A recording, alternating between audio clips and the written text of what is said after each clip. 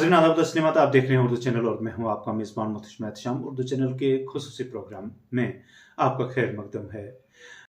नाज़रीन, आज की इस तज्ज़ियाती रिपोर्ट में हम एक निहायत हैरान कुन और अफसोसनाक वाक़े पर बात करेंगे।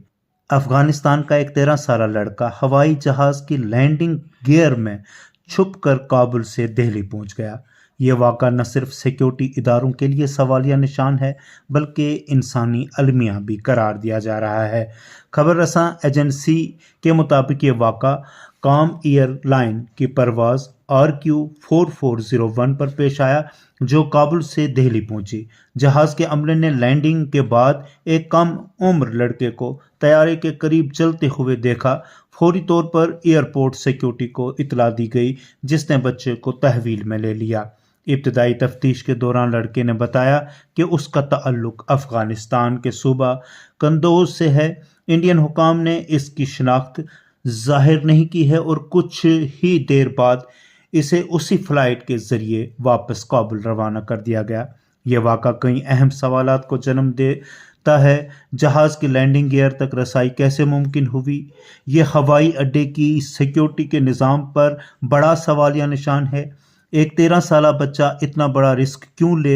ये अफ़गानिस्तान में जारी माशी मुश्किलात, बेरोज़गारी और अदम तहफ़्फ़ुज़ की निशानदही करता है।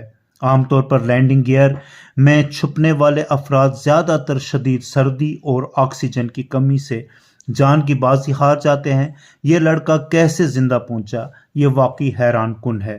दुनिया भर में इस तरह के कई वाक़ात पेश आ चुके हैं जहां लोग बेहतर ज़िंदगी की तलाश में अपनी जान दांव पर लगा देते हैं।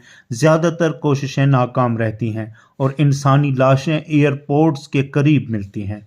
ये वाक़ा एक बार फिर इस हकीकत को उजागर करता है कि खित्ते के हालात ने बच्चों तक को अपनी ज़िंदगियां दांव पर लगाने पर मजबूर कर दिया है।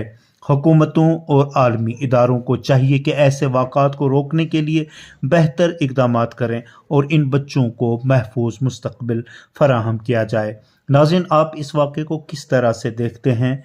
क्या ये सिक्योरिटी नाकामी है या फिर एक बड़े इंसानी अलमिया की झलक? अपनी राय कमेंट्स बॉक्स में ज़रूर दें और मज़ीद रिपोर्ट्स के लिए हमारे चैनल को सब्सक्राइब करें। आज बस इतना ही। अपने मेज़बान मोहतशम एहतशाम को दीजिए इजाज़त। खुदा हाफिज़।